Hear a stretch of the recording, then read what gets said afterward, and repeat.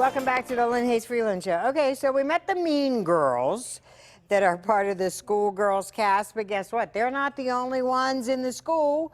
There are some other girls in the school. You're going to meet them right now. They are the schoolgirl, for lack of a better word. Okay, I'm going to try to get this all right. To my right, Atiana Grant.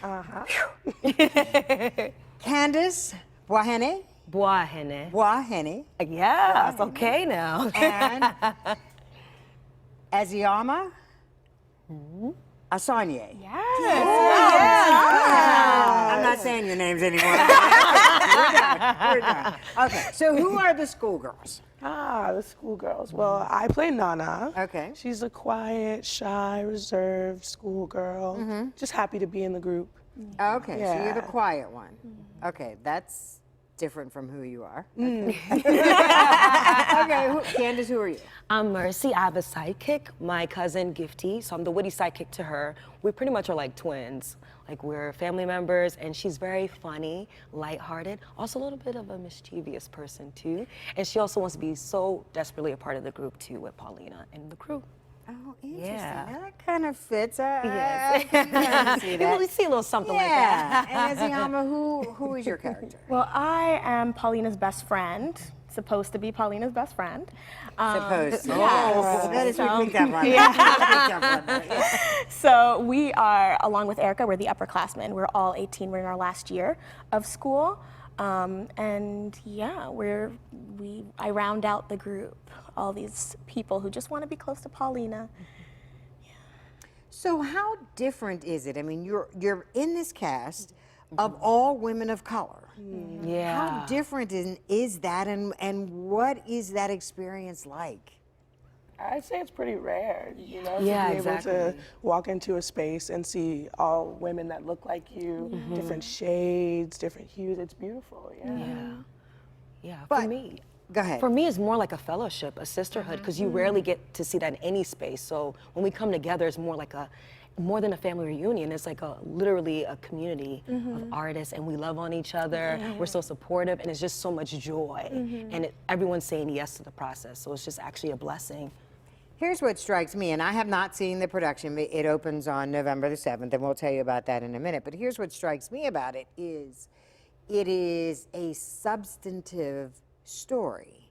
So it's not, I got to figure out a way how to say this, but, well, you know, I mean, we talk about the Chitlin Circuit, and we talk about, so this isn't that play, and I think that's what I find exciting about it. Does that make sense to you? Yeah, definitely. Yeah. It's a story that matters, Right. that needs to be told, that we're not used to seeing all the time. Yeah, but it's also told with so much humor and love for the culture, for the people. And I love how the specificity is what makes it universal, you know? These girls are specifically in 1986 in Ghana and dealing with colorism specifically, but the same way that it kind of riffs off of Mean Girls is a way that I think everyone can relate to our story here. I was just saying, now we met the rivals in the last segment. Are they really mean in the play? Oh yeah, they mean. Yeah, they are. They're very mean. Yeah. Telling us what to do, giving orders, add attention, but we can't reveal all of that. You now. can't reveal all Yeah, of you that. gotta Okay. come see the show for that. But now, the other thing they said, though, is that this isn't a production that's wrapped up in a nice little bow when it's over. Oh, no, So I like not to at ask, all. like, what is the after-show conversation? You know, like, when we leave the theater and now we're dissecting it over coffee or wine or whatever it is, what's the after-production conversation? That's a good question. I mean, are we talking about them? Are we talking about their resolution? Are we talking about you guys and how they interact? I would say it becomes a much wider, even more global conversation because the pageant that they're all trying to compete for is the Miss Global Universe pageant. So it's not even just Ghana specific. It's about, yes, colorism, but also how that's an offshoot of white supremacy ultimately. So I think that that's kind of the conversation that comes out of it in the end, yeah. And see, even just to have your generation have a conversation about colorism is kind of interesting because I don't know that people process, or older generations process, that colorism is still a conversation that would affect you guys? Is that surprising? Yeah. A little. Yeah, a little Yeah. bit. A little bit shocking too, because I know me, even in my undergraduate years, we still had those, you know, debates.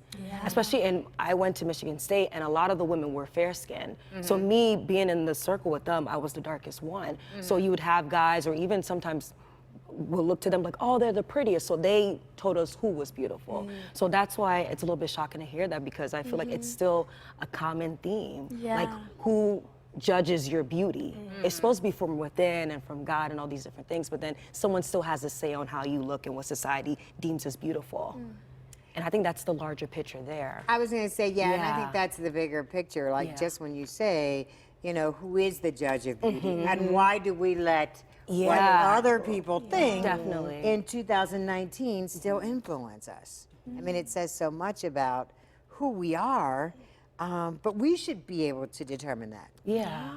And there's a price with that too. There's a privilege that ties with different beauty standards as well. And that's Indeed. what we touch on too. Last question. So, did you know this play, Schoolgirls, before you were in it? So you knew the story of it? Yeah. Yeah. Okay. Yeah, definitely. Yeah. Okay, so then is this one of those stories you like, these plays, it's like you read it and it's like, oh yeah, I got to do this? Yeah, absolutely. And definitely for me too, the writer is Ghanaian. I'm Ghanaian American, so automatically these themes were things that my mom went through in school, and also I've seen a little bit in my life too. Okay. Yeah. All right, so thank you, ladies. Thank you, ladies. you. We're going to take a break. When we come back, we are going to meet the headmistress of, I guess she tries to keep these young ladies in line, I don't know, and a former Miss Ghana. Yeah, the plot thickens. Stick around, we'll be right back.